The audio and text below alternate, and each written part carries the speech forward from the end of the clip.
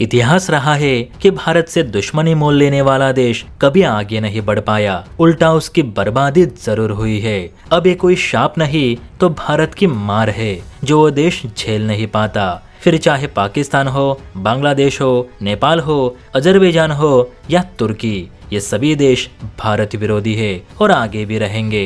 लेकिन साथ ही ये सभी देश कभी तरक्की भी नहीं करेंगे, ये भी उतना ही सच है, क्योंकि इनमें से ज्यादातर देश अपनी इकोनॉमी के लिए भारत पर निर्भर करते। अब तक हमने नेपाल और बांग्लादेश की बात की, कल को पाकिस्तान में क्या हो रहा है वो भी देख लिया।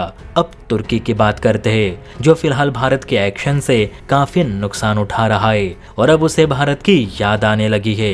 तभी तो ये तुर्की भारत के साथ बातचीत और मीटिंग्स करने के लिए तरस रहा है, क्योंकि पानी अब उसके गले तक जो आ पहुंचाए। तो बहुत बड़ी खबर है, चलिए इसे विस्तार से समझते हैं, बस वीडियो पूरी जरूर देखें। दरअसल खबर देखने को मिल रही है कि तुर्की का टूरिज्म 60% डाउनफॉल का सामना कर रहा है, जो कि तुर्की के पर्यटन इतिहास में अब तक का सबसे बड़ा डाउनफॉल भी माना जा रहा है।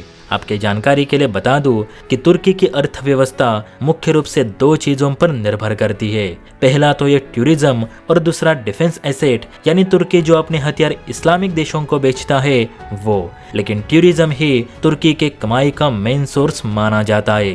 आपको यकीन नहीं होगा, लेकिन तुर्की हर साल मात्र टूरिज्म से ही $50 बिलियन से भी अधिक की कमाई कर लेता है। यही कारण है कि तुर्की के पूरी इकोनॉमी में तुर्की का अकेला टूरिज्म लगभग 25% का योगदान देता है। इसलिए तो इसे मेंटेन रखना तुर्की के लिए काफी मायने रखता है। लेकिन ऑपरेशन सिंदूर के बाद तुर्की का टूरिज्म काफी दिक्कतों का सामना कर रहा है, खासकर पर्यटकों की कमी का। बताया जा रहा है कि 2024-25 में भारत से तुर्की जाने वाले टूरिस्टों में लगभग 60% की गिरावट दर्ज की गई है।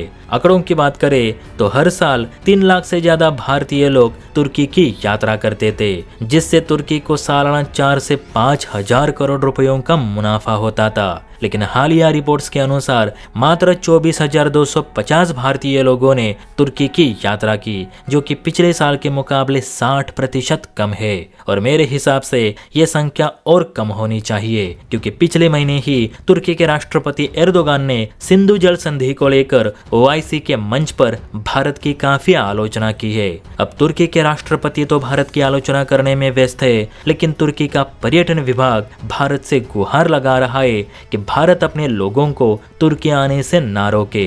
तुर्की के पर्यटन विभाग का कहना है कि अंतर्राष्ट्रीय राजनीति और व्यापार को एक साथ ना मिलाए, इससे कुछ हासिल नहीं होगा। भारत तुर्की का कोई दुश्मन नहीं जो ऐसे तुर्की का बहिष्कार किया जा रहा है। माना कि कुछ मतभेद है, लेकिन वो सरकारों में तुर्की के लोग आज भी भारतीयों का स्वागत ही करते हैं। अब देखिए दोस्तों, टूरिस्ट की कमी की वजह से जब इनका गला सूखने लगा, इनके पर्यटन में 60% की कमी आई, तो इन्हें भारत याद आ रहा है। अब आप ही बताइए, क्या हमें ये बात भूलनी चाहिए जब तुर्की ने भारतीय लोगों को मारने के लिए पाक सेना को TB2 ड्रोन मुहैया किए थे?